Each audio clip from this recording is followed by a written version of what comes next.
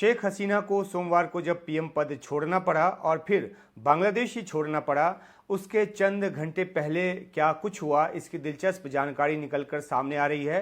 Reuters ने बांग्लादेश के 2 सेना अधिकारियों के हवाले से रिपोर्ट किया है कि हसीना के भागने से एक रात पहले यानी कि रविवार की रात बांग्लादेश सेना प्रमुख ने अपने जनरल्स के साथ बैठक की। ये जो मीटिंग है ये ऑनलाइन की गई और इस मीटिंग में ये फैसला किया गया कि जो सेना है वो बांग्लादेश में और खासतौर पे ढाका में कर्फ्यू जारी रखने के लिए ताकत का प्रयोग नहीं करेगी और न ही जनता पर गोली चलाएगी।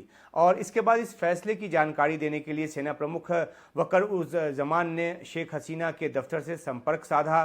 पीएम शेख हसीना को इस बात की इत्तला दी गई कि उन्होंने जो लॉकडाउन का आदेश दिया है उसे लागू करने के लिए सेना के जवान जो है वो गोली चलाने में असमर्थ हैं। इस बात से जाहिर हो गया कि सेना जो है वो शेख हसीना के पीछे खड़ी होकर उन्हें समर्थन देने से वो पीछे हट गई, उसने मना कर दिया। और इसके पीछे की एक बड़ी वजह ये रही कि सिर्फ रविवार के दिन जो गोलीबारी हुई इसमें 90 से अधिक लोगों की मौत हुई थी और सैकड़ों जो हैं वो घायल हुए थे। सख्ती बरतने की वजह से पुलिस के खिलाफ जो है लोगों का गुस्सा बढ़ता जा रहा था, क्योंकि पुलिस जो है वो गोलीबारी कर रही थी और आदेश जो है वो शेख हसीना का था। और इसके बाद पुलिसकर्मी को निशाना बनाया जाने लगा तो पुलिस ने भी अपने कदम पीछे खींचे।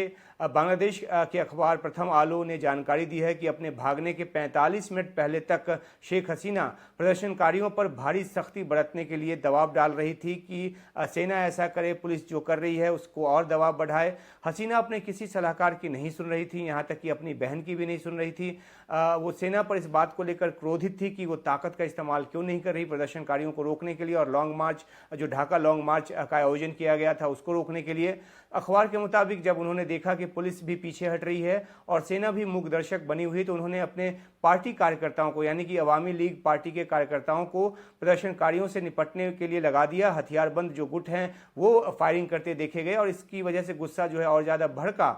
उधर सेना के अधिकारियों ने शेख हसीना की बहन को अलग से समझाया कि स्थिति हाथ से बेकाबू होती जा रही है, अगर हसीना इस्तीफा नहीं देती हैं और यहाँ से नहीं निकलती हैं तो जान को खतरा हो सकता है। इसके बाद शेख हसीना के बेटे ने भी मां को फ़ोन किया और उनको समझाया, तब जाकर वो इस्तीफ़ा देने को तैयार हुई। वो पीएम आवास से निकलने से पहले देश के नाम एक संबोधन रिकॉर्ड करना चाहती थी, लेकिन उनको कह दिया गया कि अब इसका समय नहीं है और आनन फानन में उनको देश छोड़कर भागना पड़ा और उसके बाद वो भारत पहुंची।